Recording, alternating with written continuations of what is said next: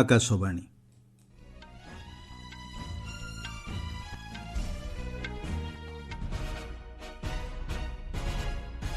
ସମ୍ବାଦ ପଢୁଛନ୍ତି ସତ୍ୟବ୍ରତ ବେହୁରା।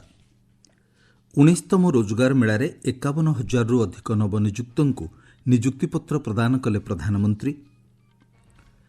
ପ୍ରଧାନମନ୍ତ୍ରୀ ମୋଦିଙ୍କ ସହ ଆଜି ସାକ୍ଷାତ ଆଲୋଚନା କରିବେ ଭାରତ ଗସ୍ତରେ ଆସିଥିବା ଆମେରିକାର ବୈଦେଶିକ ମନ୍ତ୍ରୀ ମାର୍କୋ ରୁବିଓ। ପେଟ୍ରୋଲ ଓ ଡିଜେଲ ଦର ପୁଣି ଥରେ ବୃଦ୍ଧି। ଚୀନର କୋଇଲା ଖଣିରେ ବିସ୍ଫୋରଣ ଯୋଗୁଁ ମୃତ୍ୟୁସଂଖ୍ୟା 82କୁ ବୃଦ୍ଧି। ଏବଂ ଆଇପିଏଲ୍ କ୍ରିକେଟରେ ଆଜି ସନ୍ଧ୍ୟାରେ ଅନୁଷ୍ଠିତ ହେବ ପଞ୍ଜାବ କିଙ୍ଗସ୍ ଓ ଲକ୍ଷ୍ନୌ ସୁପର ଜାଏଣ୍ଟସ୍ ମଧ୍ୟରେ ମ୍ୟାଚ୍। ନାଗରିକମାନଙ୍କ ଜୀବନଧାରଣର ସହଜତା ତଥା ବିକାଶ ଦିଗରେ ସରକାରୀ ନିଯୁକ୍ତି ଗୁରୁତ୍ୱପୂର୍ଣ୍ଣ ମାଧ୍ୟମ ହୋଇଛି ବୋଲି ପ୍ରଧାନମନ୍ତ୍ରୀ ନରେନ୍ଦ୍ର ମୋଦି କହିଛନ୍ତି। ଆଜି ଆଭାସୀ ଜରିଆରେ 19ତମ ରୋଜଗାର ମେଳାରେ ଉଦ୍ବୋଧନ ଦେଇ ପ୍ରଧାନମନ୍ତ୍ରୀ କହିଛନ୍ତି, ଦେଶ ତା'ର କର୍ମଯୋଗୀଙ୍କ ଉପରେ ଭରସା କରୁଛି। ତେଣୁ ଏହା ସେମାନଙ୍କର ଦାୟିତ୍ୱ ଯେ ସେମାନେ ଉତ୍ସର୍ଗୀକୃତ ଭାବରେ ନିଜର କାର୍ଯ୍ୟ କରିବେ। ପ୍ରଧାନମନ୍ତ୍ରୀ କହିଛନ୍ତି, ବିଶ୍ୱ ଭାରତର ବିକାଶ ଯାତ୍ରାରେ ସହଭାଗୀ ହେବା ଲାଗି ପ୍ରସ୍ତୁତ ରହିଛି।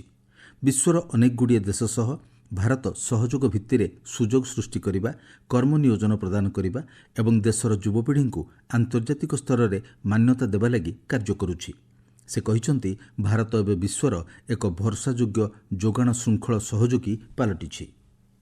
दुनिया भारत के युवाओं और भारत की टेक्नोलॉजिकल प्रोग्रेस को लेकर बहुत उत्साहित है।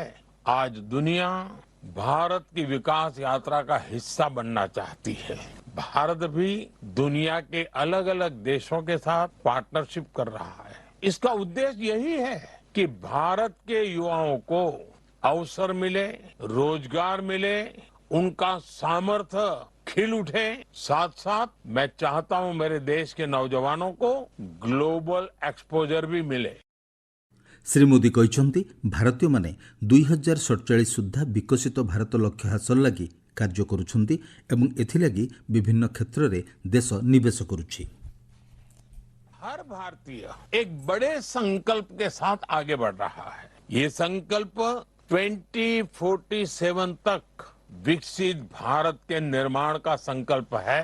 इस लक्ष्य की प्राप्ति के लिए आज देश अलग अलग सेक्टर्स में निवेश कर रहा है और इस निवेश से देश के युवाओं के लिए रोजगार के लाखों नए अवसर बन रहे हैं, जिसे आज भारत में सेमीकंडक्टर मैन्युफैक्चरिंग की पूरी सप्लाई चेन तैयार की जा रही है।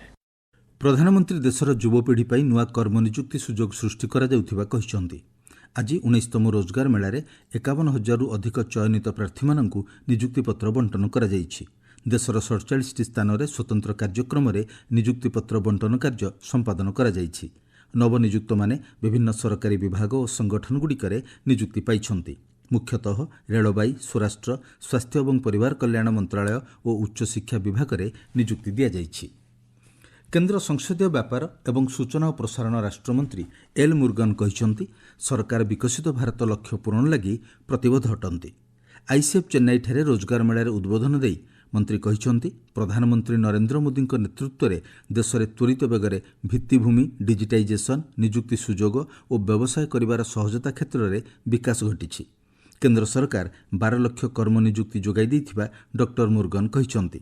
ସେ କହିଛନ୍ତି, ସଂସ୍କାର, ପ୍ରଦର୍ଶନ ଏବଂ ପରିବର୍ତ୍ତନର ମନ୍ତ୍ରକୁ ପାଥେୟ କରି ସରକାର ସଫଳତାର ସହ ଅଗ୍ରସର ହେଉଛନ୍ତି।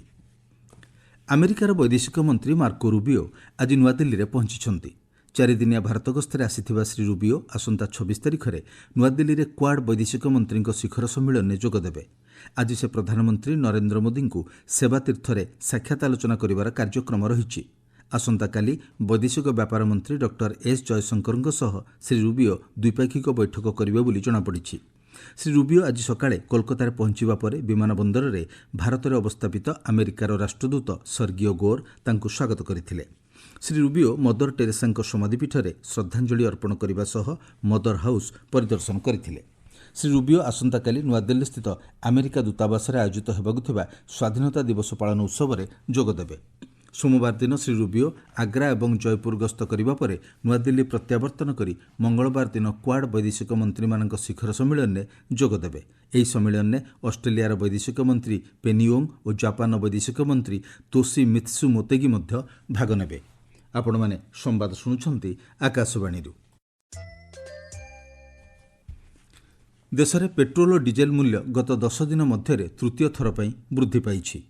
दर वृद्धि पर दिल्ली में पेट्रोल लिटर पिछा 69 टंका 51 पैसा होता बेले डीजेल मूल्य 92 टंका 49 पैसा को वृद्धि पाई। चलित मास 15 तारिख में पेट्रोल और डीजेल मूल्य लिटर पिछा 3 टंका वृद्धि पाई बेले द्वितीय थर पर गत 19 तारिख में लिटर पिछा 90 पैसा वृद्धि पाई।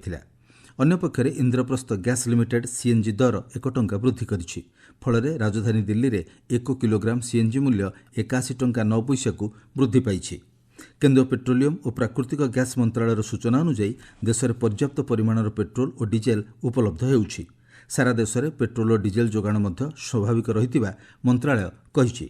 सामाजिक गणमाध्यम पोस्टरे मंत्रालय पक्षरु नागरिक मानकु भयभीत होई तैल न किणवा लागि परामर्श दिया जाइछि। चीन उत्तर सांसी अंचल में कोयला खंडे विस्फोरण जोगु मृत्यु संख्या 82 को वृद्धि पाई। गतकाली सकाळे सेठाकार एक कोयला खनि रे विस्फोरण घटिथिला। एबे मध्य संपृक्त खनि रे 9 जण फसी रहितिबा आशंका करा जाउछि। उद्धार कार्य जोरदार करा जाइछि। चीन राष्ट्रपति सी जिनपिंग फसी रहितिबा श्रमिक मानक उद्धार करिबा एवं आहत मानक चिकित्सा लागि निर्देश दैछन्ति। एशियान उत्पादक संगठनर साधारण परिषद बैठकर नुआदिल्लीर 3 दिनिया 68तम अधिवेशन में वार्तालाप रणनैतिक आलोचना और उच्चस्तरीय बैठक अनुष्ठित होईछि। बैठक में 2030 सुधा आसियान उत्पादक संगठन एपीओर लक्ष्य हासिल दिगरे मिलित भाव उद्यम करने लगी मत प्रकाश पाई।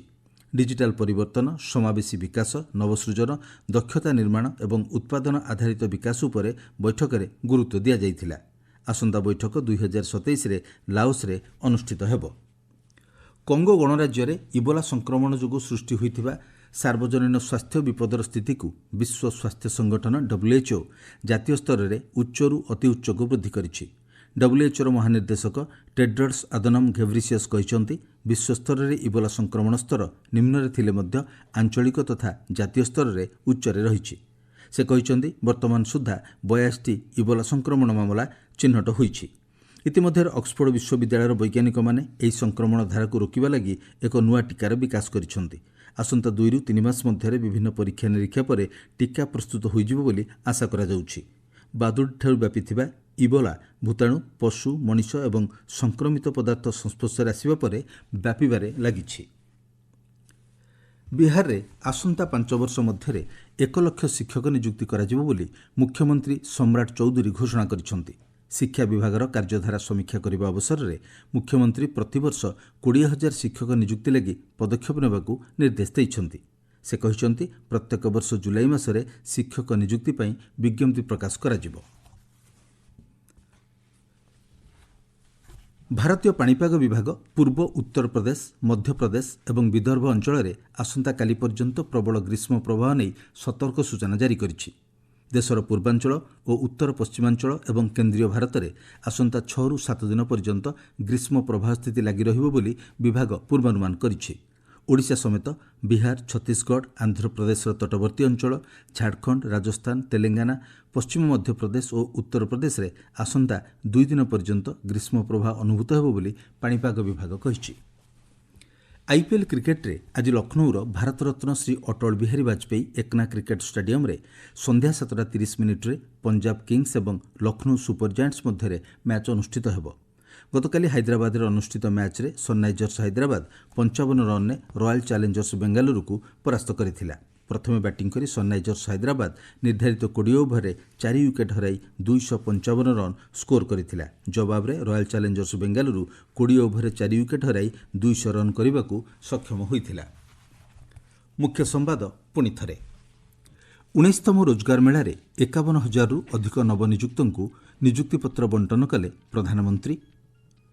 प्रधानमंत्री मोदी आज साक्षात आलोचना करेंगे भारत गस्तर आसिथिबा अमेरिकार वैदेशिक मंत्री मार्को रूबियो। पेट्रोल और डीजेल दर पुणी थरे वृद्धि। चीन कोयला खड़ी विस्फोरण जोगु मृत्यु संख्या 82 को वृद्धि। एवं आईपीएल क्रिकेट रे आज संध्यार अनुष्ठित हेबो पंजाब किंग्स और लखनऊ सुपर जायंट्स मध्य ମ୍ୟାଚ୍ ସମ୍ବାଦ ଶେଷ ହେଲା। ଅଧିକ ସମ୍ବାଦ ପାଇଁ ଆପଣମାନେ news on air.gov.in website login କରିପାରିବେ।